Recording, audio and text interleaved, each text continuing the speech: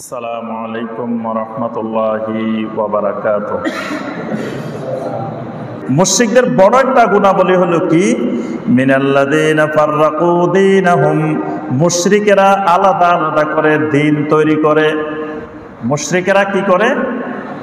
দিন তৈরি করে, দিন পৃথক পৃথক দিন। মানে আল্লাহর মনোনীত জমিনে দিন হলো কয়টা? আল্লাহর দিন হলো একটা, সেটার নাম কি? ইসলাম। ইন্নাদ-দীনা ইনদাল্লাহিল ইসলাম, আল্লাহর কাছে মনোনীত একমাত্র দিন হলো ইসলাম। ইসলাম কি সর্বশ্রেষ্ঠ ধর্ম না সর্বনিম্ন ধর্ম? জি, মাশাআল্লাহ, আপনাদের ঈমান ঠিক হয়ে গেছে, বোঝা গেছে। কিন্তু বাংলাদেশের অধিকাংশ জায়গায় জিজ্ঞাসা করলে সবাই খুশি হই, বলে যে ইসলাম শ্রেষ্ঠ ধর্ম। অনেক খুশি, মহা খুশি যে ইসলাম সব ধর্মের মধ্যে কি শ্রেষ্ঠ, সেরা। এটা বললে একবারে খুব ভালো লাগে যে আমার ইসলামটা সেরা ধর্ম, শ্রেষ্ঠ ধর্ম। অথচ এই কথাটা মারাত্মক ভুল। ইসলাম শ্রেষ্ঠ ধর্ম না, ইসলাম আল্লাহর জমিনে একমাত্র ধর্ম, একমাত্র দিন।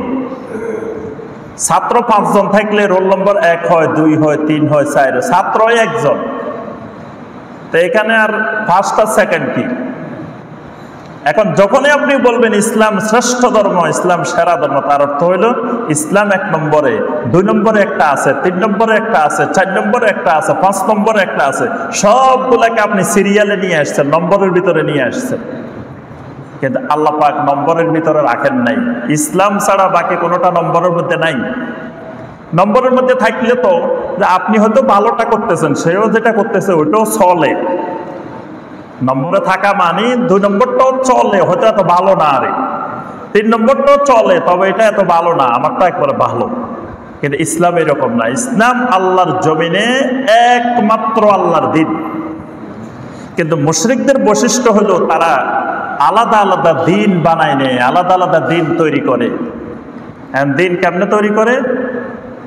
দিন তৈরি করে হলো মানুষের চলার জন্য, মানব জীবনে যত বিধিবিধান লাগবে এই বিধিবিধান দেওয়ার মালিককে, কথা বলেন না দেখি, মানুষের জীবনে চলার জন্য জন্ম থেকে মৃত্যু পর্যন্ত যত বিধি বিধান আইন কানুন দরকার এগুলো দিবে কে? এগুলো দিবে আল্লাহ। এটার নাম তাওহীদুল উলুহিয়্যাত, তাওহীদুল ইবাদাহ। হুকুম, তাহাকুম, তাহকিম, তিনটা করার মালিক একমাত্র আল্লাহ। মানে বান্দাকে নির্দেশ দেওয়ার মালিক, হুকুম করার মালিক কে? একমাত্র আল্লাহ। আল্লাহ ছাড়া আল্লাহর বান্দাকে আর কেউ কোনো হুকুম করতে পারে না, নির্দেশ দিতে পারে না। এই কথাটা আল্লাহ পাক কোরআনে কারিমে অসংখ্যবার বলছেন। আলা লাহুল খালকু ওয়াল আমরু তাবারাকাল্লাহু রাব্বুল আলামিন। আল্লাহ বলেন, শোনো, সৃষ্টি হলো আমার, নির্দেশ চলবে আমার। আমি সৃষ্টি করেছি, আমার সৃষ্টি, কমান্ড চলবে, নির্দেশ চলবে, হুকুমও চলবে আমার। কারণ সৃষ্টি আমার, আবার হুকুম আরেকজনের কেন? তাহলে বান্দাকে নির্দেশ দেওয়ার, হুকুম করার, আইন করার, বাধ্য করার একমাত্র মালিককে আল্লাহ। আল্লাহ ছাড়া আর কাউকে হুকুম দেওয়ার মালিক মানলে ইমান থাকবে না। ইনিল হুকমু ইল্লা লিল্লাহ, হুকুম দেওয়ার মালিক একমাত্র আল্লাহ। আল্লাহ ছাড়া কেউ হুকুম করতে পারে না, নির্দেশ দিতে পারে না। তাহলে বিধি বিধান, হালাল হারাম, আইন কানুন এগুলো কে দিবে? আল্লাহ ছাড়া আর কেউ দিতে পারে না। তাহাকুম, এখন 2 জনের মধ্যে গন্ডগোল লাগছে, এটার ফয়সালা দিবে কে? জি, এটার ফয়সালাকারী কে? এটার বিচার করবে কে? আল্লাহ। এটার ফয়সালাকারীও কে? আল্লাহ পাক কোরআনে কারিমের মধ্যে বলছেন, আলাম তারা ইলাল্লাযীনা ইয়াজউমুনা আন্নাহুম আমানু বিমা উনসিলা ইলাইকা ওয়া মা উনসিলা মিন ক্বাবলিক ইউরিদুনা আন ইয়াতাহাকামু ইলাত তাগুত ওয়া ক্বাদ উমিরু আন ইয়াকফুরু বিহি। আল্লাহ বলেন, আপনি কি ওই মুনাফিকদেরকে দেখেন নাই ওই মুনাফিকরা দাবি করে আমি আল্লাহর উপর ঈমান আনছি, কোরআনের উপর ঈমান আনছি, পূর্বের সব আসমানি কিতাবের উপর ঈমান আনছি, কিন্তু দুইজনের মধ্যে যখন গন্ডগোল লাগে তখন কোরআনের কাছে বিচারের জন্য আসে না, আমি আল্লাহর কাছে বিচারের জন্য আসে না, বিচারের জন্য যায় কাফেরের কাছে, মুশরিকের কাছে। আল্লাহ পাক বলছেন এটা মুনাফিকদের বৈশিষ্ট্য। তাহলে আমি তিনটা কথা বলছি, একটা হলো হুকুম, একটা তাহাকুম, একটা তাহকিম। হুকুম হলো বিধিবিধান, আইন কানুন, যা দিবে, যা হুকুম করবে একমাত্র আল্লাহ। আল্লাহ ছাড়া বান্দাকে হুকুম করার অধিকার আর কারো নাই। তাহাকুম হলো বান্দার মধ্যে, দুইজনের মধ্যে মারামারি ঝগড়াঝাটি হবে, এটা হওয়াটাই স্বাভাবিক। হইলে এটার বিচারও করার মালিক কে? আল্লাহ। আল্লাহর বান্দারা মারামারি করবে, আল্লাহর বান্দারা দুজনে মিলে কোনো সমস্যা তৈরি হয়েছে, তা আল্লাহর বান্দা ফয়সালা তো আল্লাহই করবেন। কি বলেন? আল্লাহ করবেন মানে কি আল্লাহ এসে বিচার করে দিয়ে যাবেন? আল্লাহর এই কালাম আল্লাহ দিয়ে দিছেন, এই কালাম অনুযায়ী বিচার হবে। আপনার দুইজনের মধ্যে, আমাদের দুইজনের মধ্যে কোনো বিষয়ে সমস্যা হয়েছে, এটার ফয়সালা করবে কোরআন, আল্লাহর কালাম। এটার নাম তাহাকুম। এই তাহাকুম আল্লাহকে না মানলে তার ভিতরে তাওহীদ আসে না, ঈমান আসে না। আরেকটা বলছি তাহকিম, চূড়ান্ত ফয়সালাকারী, মানে বিচার মানে কিন্তু তাল গাছ আমার, এরকম হলে ঈমান আসবে না। বিচারও মানতে হবে, তাল গাছ যেদিকে যাবে সেদিকে যাবে, সেটাও মেনে নিতে হবে। এটার নাম হলো তাহকিম। আল্লাহ পাক বলছে এইটা যতক্ষণ তোমার ভিতরে আসবে না ততক্ষণ তোমার ভিতরে ঈমান আসবে না। সূরা আন-নাসার 65 নম্বর আয়াত, ফালা ওয়া রাব্বিকা লা ইউমিনুনা হাত্তা ইউহাক্কিমুকা ফীমা শাজারা বাইনাহুম সুম্মা লা ইয়াজিদু ফী আনফুসিহিম হারাজাম মিম্মা কাদাইতা ওয়া ইউসাল্লিমু তাসলিমা। আমি আল্লাহ কসম করে বলছি, আপনার রবের কসম করে বলছি, লা ইউমিনুন, ওই লোক জীবনেও ইমানদার হতে পারবে না, হাত্তা ইউহাক্কিমুকা ফীমা শাজারা বাইনাহুম, তাদের মধ্যে কোনো কিছু হইলে সেটার চূড়ান্ত ফয়সালাকারী যতক্ষণ আপনাকে মেনে না নিবে। মানে নবী সাল্লাল্লাহু আলাইহি সাল্লামের সময় মুনাফিক যারা ছিল, তারা যখন কোনো অসুবিধা দেখা দিত, কোনো বিচার আচারের দরকার হইতো, তো নবী সাল্লাল্লাহু আলাইহি সাল্লামের কাছে আসতো না, ওই যাইতো ইহুদিদের কাছে, খ্রিস্টানদের কাছে। এমনি সে বলতো আমি ইমানদার। আল্লাহ বলছেন আপনি নবীকে মেনে নেওয়ার সাথে সাথে আপনাকে চূড়ান্ত ফয়সালাকারীও মেনে নিতে হবে। যদি বলতেন না রাসূল মানি ভালো কথা, কিন্তু রাসূলের বিচার মানি না, আল্লাহ বলতেছেন আমি আল্লাহর কসম করে বলছি এই লোক ইমানদার না।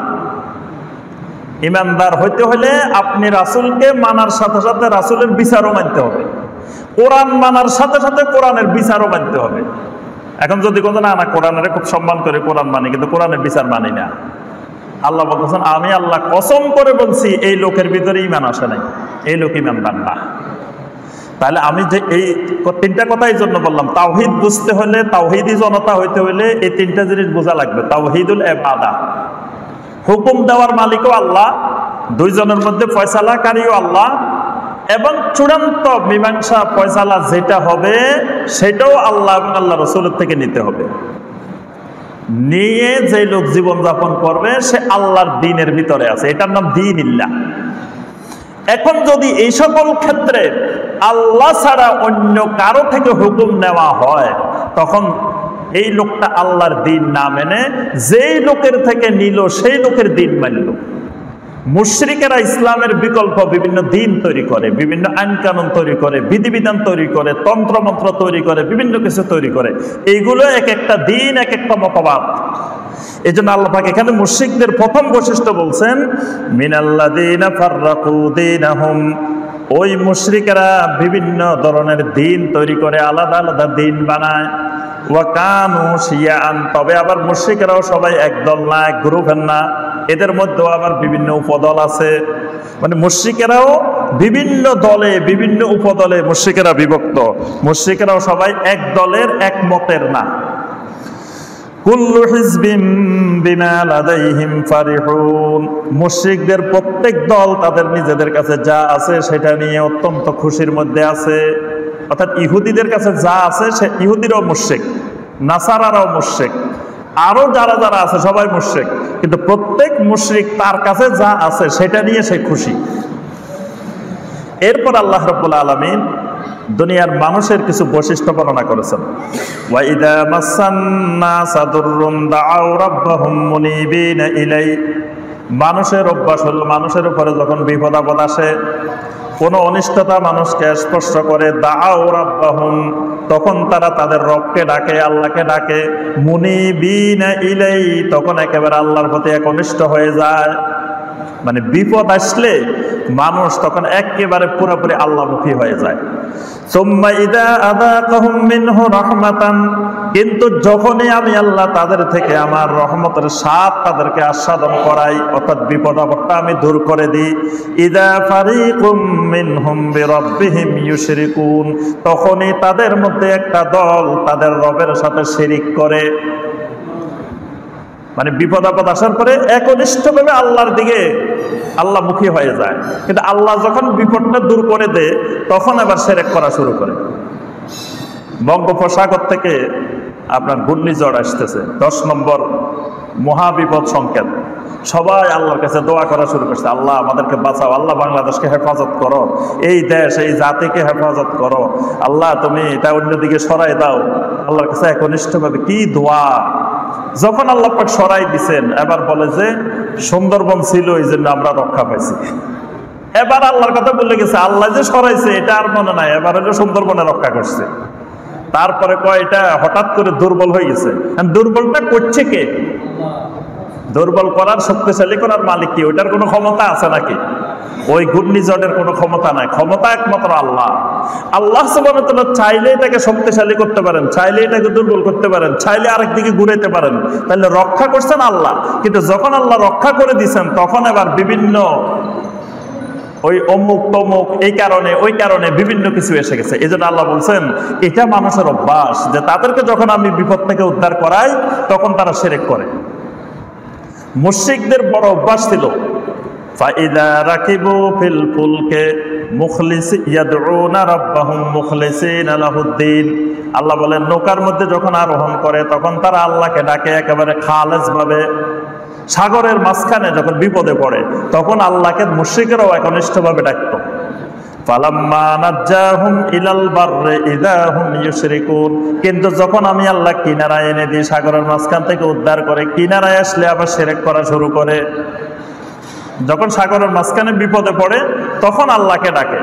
আল্লাহ যখন উদ্ধার করে কিনারায় নিয়ে আসেন, এবার কয় না আমাদের অমুক দেবতা থাকার কারণে রক্ষা পেয়েছি, আমাদের অমুক থাকার কারণে, সাগরের ঢেউটা হঠাৎ কমে যাওয়ার কারণে, এই কারণে আমরা রক্ষা পেয়েছি। লিয়াকফুরু বিমা আতাইনাহুম, তারা শিরিক করে আমি তাদেরকে যে নিয়ামত দিলাম সেই নিয়ামতগুলোর প্রতি কুফরি করার জন্য, অস্বীকার করার জন্য। ফাতামাত্তাউ ফাসাউফা তা'লামুন, তোমরা উপভোগ করতে থাকো, অচিরেই তোমরা জানতে পারবে।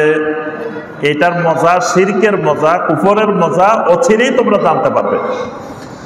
আম আনসালনা আলাইহিম সুলতানান ফাহুয়া ইয়াতাকাল্লামু বিমা কানু বিহি ইউশরিকুন, আমি কি তাদের উপরে এমন কোন দলিল প্রমাণ নাজিল করছি, এমন কি কোন শক্তিশালী দলিল আমি তাদেরকে দিছি, ফাহুয়া ইয়াতাকাল্লামু বিমা কানু বিহি ইউশরিকুন, তারা যে শিরিক করে ওই শিরিকের পক্ষে কথা বলার মতো, দলিল দেওয়ার মতো আমি কোন দলিল প্রমাণ তাদেরকে দিয়েছি কিনা।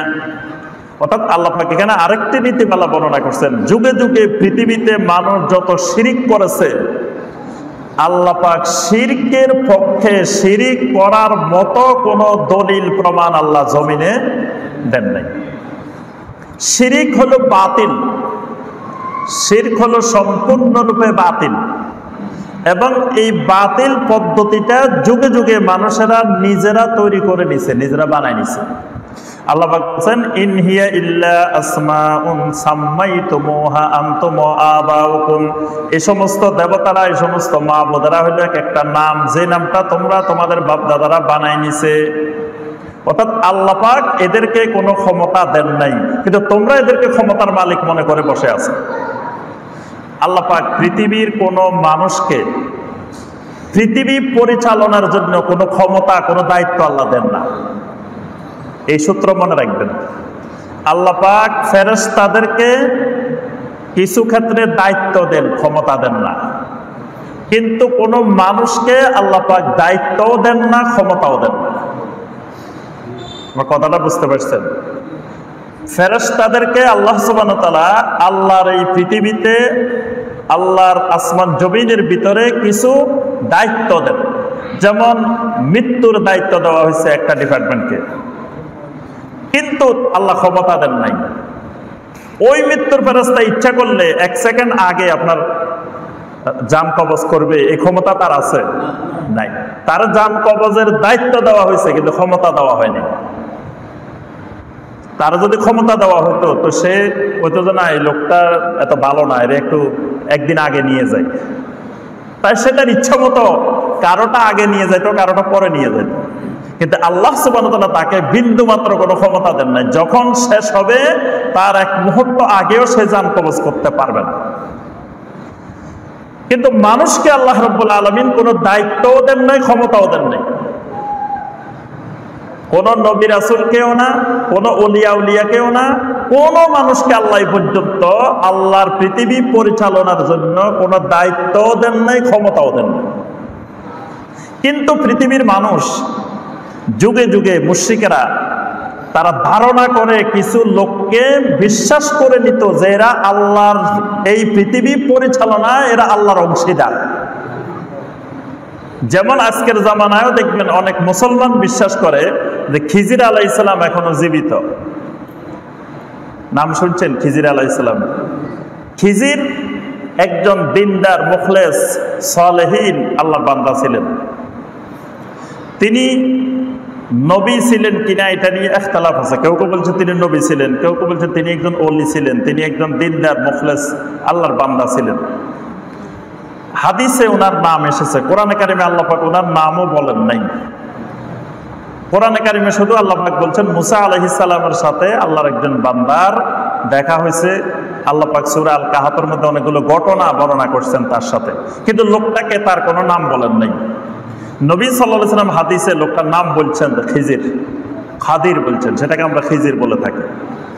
কিন্তু এই খিজির তিনি মুসা আলাইহিস সালামের সাথে দেখা হয়েছে, মুসা আলাইহিস সালামের সাথে কিছু কথাবার্তা হয়েছে। এরপরে তার বাড়ি কোথায়, ঘর কোথায়, তিনি কোন এলাকার বাসিন্দা, তার বাপকে, তার মাকে, তার ছেলে মেয়েকে, তার কাউম কারা, কোনো বর্ণনা আসে না। এবং নবী সাল্লাল্লাহু আলাইহি সাল্লামের সাথে জীবনে কোনোদিন খিজির আলাইহিস সালামের দেখা সাক্ষাৎ হয়নি। অথচ দেখবেন আমাদের দেশের মানুষ এখনো বিশ্বাস করে যে খিজির আলাইহিস সালাম নাকি জীবিত আছে, সাগরে নাকি দায়িত্ব পালন করে। কি সাগরের দায়িত্বে আছে, উনি নাকি মরে নাই। এগুলো সব ডাহা মিথ্যা কথা, মানে কাল্পনিক বানায় নিছে, তৈরি করে নিছে। কে দেখলো সাগরে তিনি দায়িত্ব পালন করে? কে বললো? আল্লাহ বলছে যে আমি খিজিরকে সাগরে দায়িত্ব দিছি। নদী দেখো এখান দিয়ে ভাঙ্গে, এখান দিয়ে গড়ে। কে করে? খিজির আলাইহিস সালাম করে। অনেকে খিজিরের নামে মান্নত করে, খিজির আলাইহিস সালামের নামে গরু ছাগল মান্নত করে। আপনার নদী ভাঙ্গি বাড়িঘর চলে যাইতেছে, তখন খিজিরের মান্নত দেয়, মুশরিকদের মতো, কাফেরদের মতো। তারা মনে করে খিজির আলাইহিস সালাম রাজি হইলে বাস আর ভাঙবে না, এদিক থেকে ওইদিকে চলে যাবে। তারপরে আল্লাহর ওলিদের সাথে নাকি খিজির আলাইহিস সালামের দেখা সাক্ষাৎ হয়। একদিন আমাদের এই ফেনী জেলারই একজন বিশিষ্ট আলেম, আমি নাম বলবো না, তিনি বলতেছেন ফেনী আলিয়া মাদ্রাসার সাবেক প্রিন্সিপাল, প্রথম প্রিন্সিপাল, তার সাথে নাকি খিজির আলাইহিস সালামের দেখা হয়েছে। আমি ছোটবেলা থাকতে আরো যখন জিনারাত মাদ্রাসায় পড়ি তখন এই বয়ান শুনছি যে খিজির আলাইহিস সালাম ফেনীও আসছে। সব জায়গায় তো গেছে গেছে, আমাদের ফেনীতেও আসছে খিজির আলাইহিস সালাম। তো তিনি বয়ান করতেছেন যে খিজির আলাইহিস সালাম যেখানে যান সেখানে শহর হয়ে যায়। খিজির আলাইহিস সালামের বৈশিষ্ট্য হলো তিনি যেখানে যান এটা গ্রাম থাকলেও শহর হয়ে যায়। তো যে সময় ফেনী আসছে সে সময় নাকি ফেনী গ্রাম ছিল, পরে উনি আসার কারণে, খিজির আলাইহিস সালাম আসার কারণে ফেনী শহর হয়ে গেছে।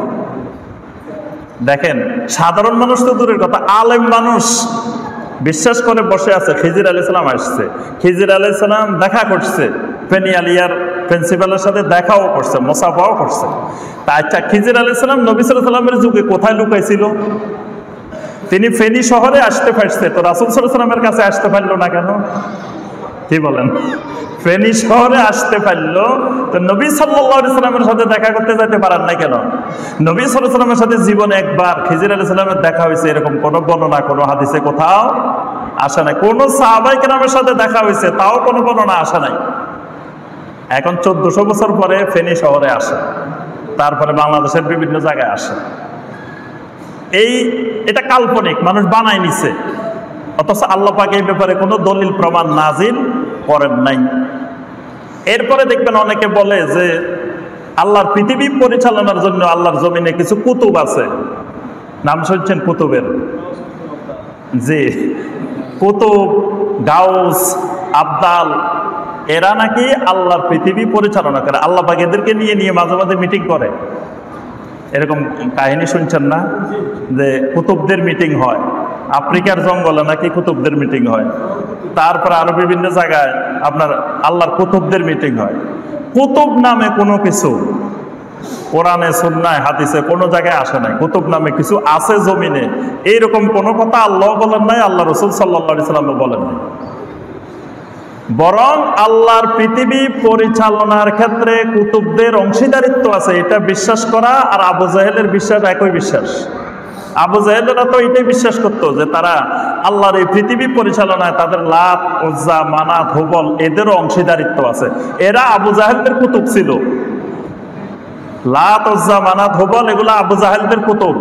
তারা মনে করতো এরা আল্লাহর সাথে অংশীদার, আল্লাহর পৃথিবী পরিচালনায় আল্লাহ এদেরকে নিয়ে মিটিং করে, এদেরকে দিয়ে আল্লাহ পৃথিবী পরিচালনা করে। আর আজকের জামানার মুসলমান বিশ্বাস করে যে আল্লাহর পৃথিবী পরিচালনায় এসব গাউস কুতুবদেরকে দিয়ে আল্লাহ পৃথিবী চালায়। নাউজুবিল্লাহ। অর্থাৎ এগুলো সম্পূর্ণ নিজেদের তৈরি করা, নিজেদের অমূলক ধারণা। এই জন্য আল্লাহ পাক এই কথাটা এখানে এই জন্য বলছেন, আম আনসালনা আলাইহিম সুলতানান ফাহুয়া ইয়াতাকাল্লামু বিমা কানু বিহি ইউশরিকুন। আমি কি তাদের কাছে এমন কোন দলিল প্রমাণ নাজিল করছি যেই দলিল প্রমাণ দিয়ে তারা তাদের শিরকের পক্ষে কথা বলবে? অর্থাৎ তারা যে শিরকগুলো করে, শিরকের পক্ষে কোনো দলিল আমি নাজিল করিনি। وَإِذَا أَذَقْنَا النَّاسَ رَحْمَةً فَرِحُوا بِهَا। মানুষের অভ্যাস হলো যখন আমি তাকে কোনো রহমত নাজিল করি, আমার কোনো রহমত দিই, তখন সে মহা খুশি হয়ে যায়। আল্লাহর রহমত পাইলে অনেক খুশি, অনেক আনন্দিত। وَإِن تُصِبْهُمْ سَيِّئَةٌ بِمَا قَدَّمَتْ أَيْدِيهِمْ إِذَا هُمْ يَقْنَطُونَ। কিন্তু যখনই তাদের কৃতকর্মের দরুন কোনো বিপদ আপদ তাদেরকে আক্রান্ত করে, এখানে কিন্তু আল্লাহ পাক কথাটা দুইভাবে বলছেন। রহমতটা আল্লাহ পাক সরাসরি নাজিল করেন, কিন্তু বিপদ আপদটা আল্লাহ বলছেন বিমা কদ্দামাত আইদিহিম, তাদের কৃতকর্মের দরুন বিপদ আপদটা আসে। এই বিপদ আপদ যখন আসে, ইদা হুম ইয়াকনাতুন, তখনই তারা হতাশ হয়ে যায়, নিরাশ হয়ে যায়। এটা হলো মানুষের অভ্যাস। আওয়ালাম ইয়ারাউ আন্নাল্লাহা ইয়াবসুতুর রিজকা লিমান ইয়াশাউ ওয়া ইয়াকদির। আল্লাহ রাব্বুল আলামিন বলেন, তারা কি লক্ষ্য করে দেখে না আমি আল্লাহ যাকে চাই রিজিককে সম্প্রসারিত করে দিই, আবার যাকে চাই তার রিজিক সংকুচিত করে দিই। মানে রিজিক বাড়ানো, রিজিক কমানো, দুইটা একমাত্র আমি আল্লাহ নিয়ন্ত্রণ করি। কারো দেখবেন কাফের, মুশরিক, টাকা আর টাকা রাখার জায়গা নাই, কিন্তু ইমানের দ্বারা কাছেও নাই, ইমান আনা নাই, কাফের মুশরিক। পৃথিবীতে আপনি হিসাব করলে দেখবেন কাফের মুশরিকরাই তো ধনী, টাকা পয়সার মালিক বেশি কারা? কাফের মুশরিকেরা। তাহলে এদের সম্পদ বৃদ্ধি, রিজিক বৃদ্ধি করছে কে? বলেন তো দেখি কে? তারা নিজেরা করছে না আল্লাহ করছে? আল্লাহই করছে। আবার দেখবেন অনেক ইমানদার, দিনদার, মুখলিসিন মানুষ কিন্তু অভাবে কষ্ট করতেছে, রিজিক সংকুচিত। এই সংকোচনটা কে করছে? এটাও আল্লাহ রাব্বুল আলামিন করছে। কাফেরেরা বারবার বলতো সাহাবায়ে কেরামদেরকে, তোমাদেরকে যদি আল্লাহ এত পছন্দ করে তো তোমাদের এত গরিবী হালত কেন? আর আমাদেরকে দেখো, তোমরা বলতেছো আমরা কাফের, আমাদের উপরে আল্লাহ লানত, আমাদের উপরে আল্লাহর বিভিন্ন রকমের কথা বলতেছো, আল্লাহ থেকে আমরা দূরে, আর আমরা টাকা পয়সা রাখার জায়গা পাইতেছি না। তাহলে এবার দেখো আল্লাহ কাদেরকে ভালোবাসে। এই জন্য আল্লাহ রাসূল সাল্লাল্লাহু আলাইহি ওয়াসাল্লাম বারবার বলতেন, ইন্নাল্লাহা ইউতিদ দুনিয়া মান ইউহিব্বু ওয়া মান লা ইউহিব্বু। আল্লাহ যাকে পছন্দ করেন, যাকে পছন্দ করেন না, উভয়কে আল্লাহ দুনিয়া দান করেন। টাকা পয়সা ধন সম্পদ আল্লাহ পছন্দ করে তাদেরকেও দেন, পছন্দ করেন না তাদেরকেও দেন।